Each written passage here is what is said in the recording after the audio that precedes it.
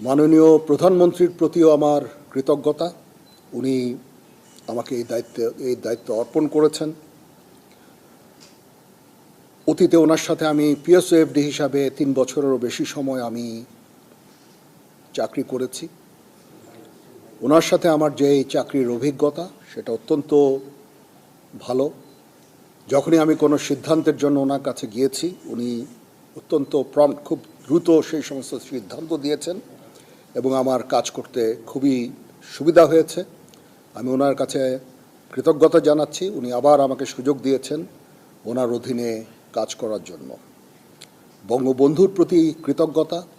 উনি আমাদের একটা স্বাধীন সার্বভৌম দেশ দিয়েছেন এবং যেই দেশে আজকে আমি, সেই স্বাধীন দেশের আমি আজকে সেনাপ্রধান।